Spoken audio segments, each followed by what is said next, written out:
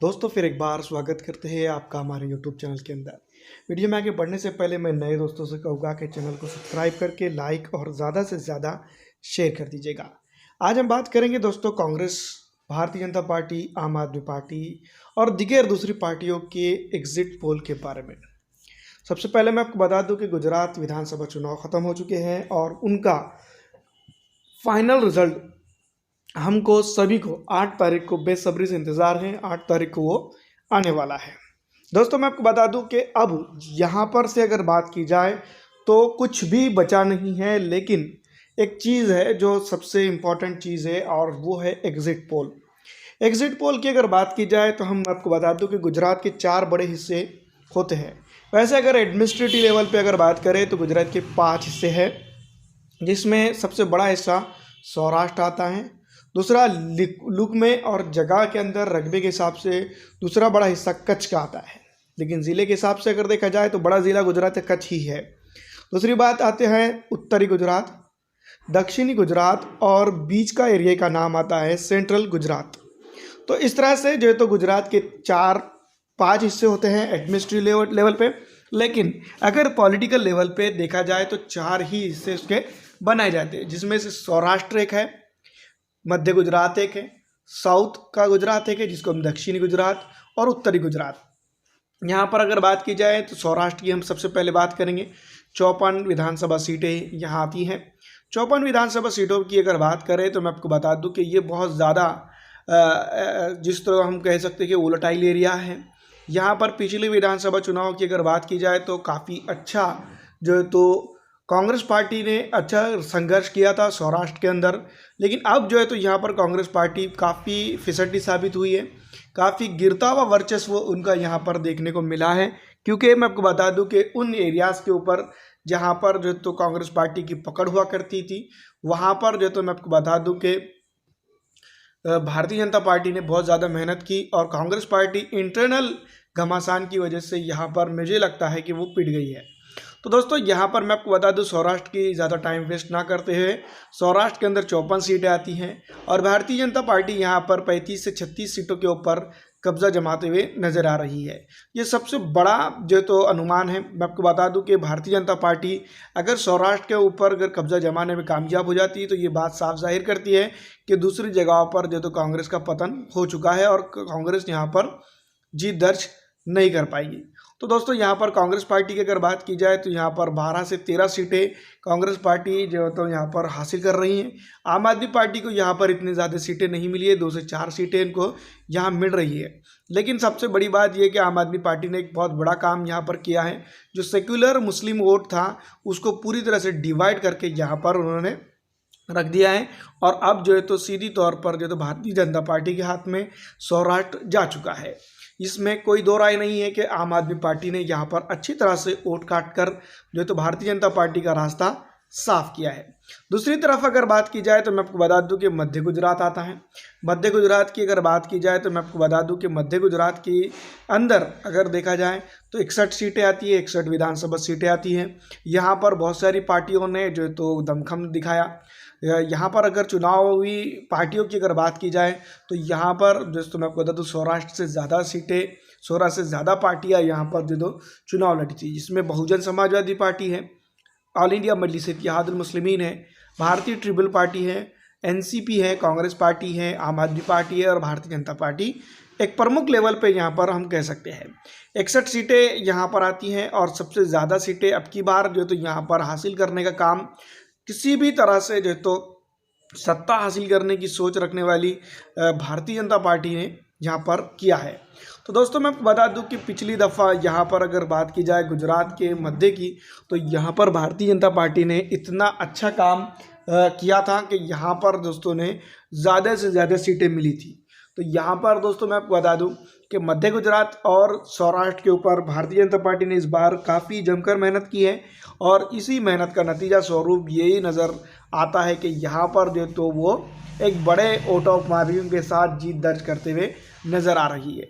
वैसे मैं आपको बता दूं कि पूरे गुजरात के अंदर सबसे ज़्यादा वोट हासिल करने का भी ट्रैक रिकॉर्ड अब की बार भारतीय जनता पार्टी के पास रहेगा। कांग्रेस पार्टी, आम आदमी पार्टी, ऑल इंडिया मजलिस इत्तेहादुल मुस्लिमीन और भारतीय ट्रिबल पार्टी के पास ये जा सकता है।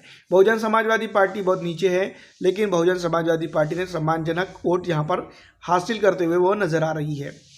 तो दोस्तों मध्य गुजरात की अगर बात करें तो मध्य गुजरात के अंदर अगर कभी हम देखा जाए कि यहाँ पर किस तरह से चुनावी सीमाकरण रहा है, तो मैं आपको बता दूं कि भारतीय जनता पार्टी ने यहाँ पर भी अपना दमखम दिखाया है। जबकि मध्य गुजरात की पिछले विधानसभा चुनाव की और उससे पहले 2012 की विधानसभा चुनाव की अगर हम तुलना करें तो ये बहुत ही बेहतरीन रिजल्ट आपका यहाँ पर देखने को मिल रहा है।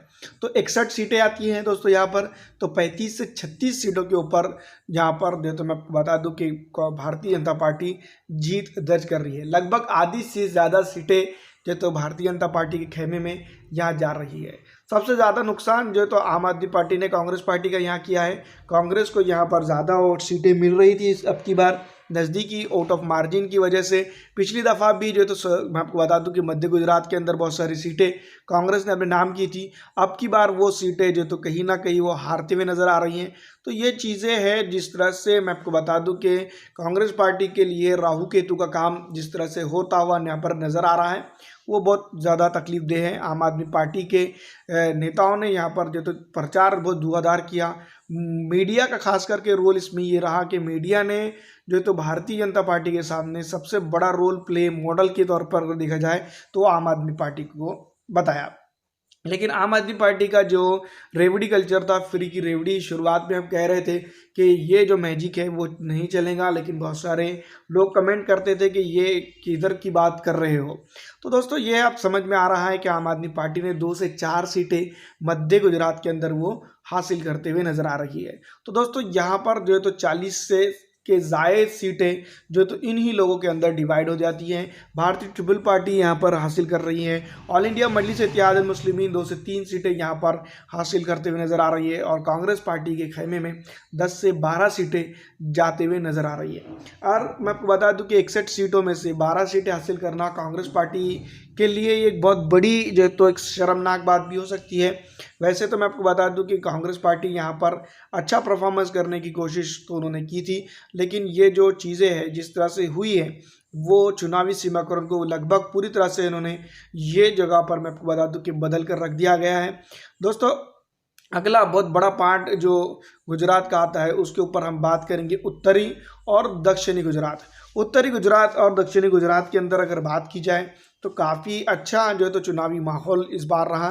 लेकिन उत्तरी गुजरात के अंदर दोस्तों मैं आपको बता दूं कि जिस तरह से भारतीय जनता पार्टी पिछली दफ़ा एक तरह से देखा जाए तो उलटफेर करते हुए रही है, वो अब की बार यहाँ पर जो तो कुछ होता हुआ इस तरह से नज़र नहीं आया। उत्तरी गुजरात के अंदर दोस्तों मैं आपको बता दूं जो प्रमुख पार्टियों की बात अगर की जाए जो चुनावी लड़त में जमखम के नज़र आई तो उनकी सबसे पहले मैं आपको बता दूं कि नीचे से चलते हुए ऑल इंडिया मजलिस इत्तेहादुल मुस्लिमीन, बहुजन समाजवादी पार्टी, भारतीय ट्रिपल पार्टी और दवाई दूसरी पार्टियों ने भी यहाँ पर दमखम दिखाया।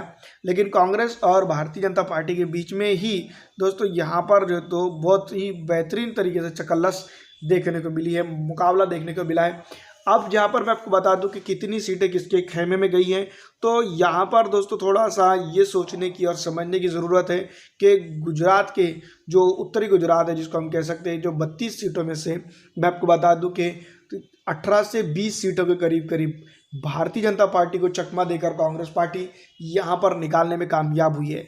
और मैं आपको बता दूं कि 32 सीटों में से उत्तरी गुजरात के अंदर अगर 20 सीटें कांग्रेस पार्टी ले जाती है तो यहाँ पर बचता भारतीय जनता पार्टी के लिए बहुत कम है। क्योंकि मैं आपको बता दूं कि 2 से 3 सीटें जो मैं आपको बता दूं मांडवी भुज की जो सीटें हैं वो ऑल इंडिया मजलिस इत्तेहादुल मुस्लिमीन के खेमे में जाते हुए नज़र आ रही है। तो ये सब चीज़ें हैं। और दोस्तों मैं आपको बता दूं आम आदमी पार्टी भी 2 से 4 सीटें पे यहाँ पर काबिज होते हुए नज़र आ रही है। तो भारतीय जनता पार्टी यहाँ पर जो तो मैं आपको बता दूं कि फिसल गई है। और उत्तरी गुजरात के अंदर जिस तरह से कांग्रेस पार्टी ने पिछले दिनों मेहनत की है, अगर वो उसी तरह से यहाँ पर आम आदमी पार्टी अगर नहीं होती, एमआईएम नहीं होती, तो मैं आपको बता दूं कि यहाँ पर 32 सीटों में से वो करीब करीब 28 सीटों के ऊपर कब्जा जमा सकती थी। नज़दीकी मार्जिन होगा, आप रिजल्ट में देख सकते हैं। दूसरी बात मैं आपको बता दूं कि दक्षिण गुजरात की, तो दक्षिण गुजरात के अंदर सबसे बड़ी सीटें तो नहीं आती है, लेकिन गुजरात विधानसभा क्षेत्र की ज़्यादातर सीटें और इम्पॉर्टेंट सीटें दक्षिण गुजरात के अंदर आती है। ये जो एरिया होता है वो महाराष्ट्र से, दमन दीव से लगकर है, कुछ साहिली समंदर का एरिया भी आता है। तो यहाँ पर जो है तो मैं आपको बता दूँ डेवलपमेंट के मामलात में काफ़ी वृद्धि देखने को मिली है। और लेकिन यहाँ पर दोस्तों मैं आपको बता दूँ कि फिर एक बार यही हुआ है कि यहाँ पर के दो हिस्से जो तो गुजरात के कांग्रेस पार्टी के खेमे में जाते हुए नज़र आ रहे हैं। एक उत्तरी गुजरात में उन्हें अच्छा दमखम दिखाया है और दक्षिणी गुजरात के अंदर भी उन्होंने अच्छा दमखम दिखाया है। यहाँ पर मैं आपको बता दूँ 35 सीटें आती है और 35 सीटों में सबसे ज़्यादा सीटें मैं आपको बता दूँ कांग्रेस पार्टी ने फिर एक बार जो तो यहाँ पर अपना दमखम दिखाया है। वैसे मैं आपको बता दूं कि दक्षिण गुजरात की अगर बात की जाए तो दक्षिण के अंदर सबसे अच्छा जो जिसको हम कह सकते हैं अच्छी सीटें जिन्होंने हासिल करने में जो कामयाब हुई है वो कांग्रेस पार्टी ही है।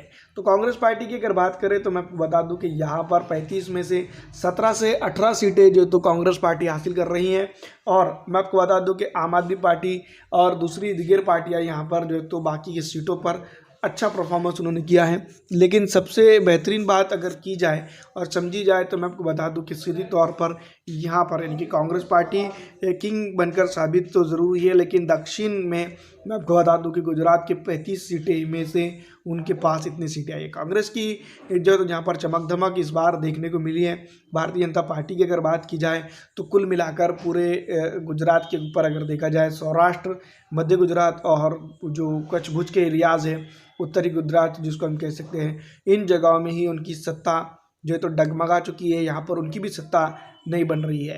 दोस्तों कुल मिलाकर अगर गुजरात के चुनाव का परिणाम अगर देखा जाए तो पूरी तरह से त्रिकोणीय देखने को मिल रहा है। यहाँ पर बड़ी बड़ी पार्टियाँ जो भारतीय ट्रिपल पार्टी हैं उनको भी सीटें मिली है, एनसीपी को भी सीटें मिली है, AIMIM को भी सीटें मिली हैं। और दूसरी बात है कि कांग्रेस पार्टी सेकंड नंबर की पार्टी बनकर उभरी है और आम आदमी पार्टी थर्ड नंबर पे जाते हुए नजर आ रही है। वही बात मैं आपको बता दूं भारतीय जनता पार्टी के साथ सत्ता स्थापित करने में अगर भारतीय ट्रिपल पार्टी, एनसीपी और ऑल इंडिया मजलिस-ए-इत्तेहादुल मुस्लिमीन जाती है तो उनकी सत्ता स्थापित हो सकती है।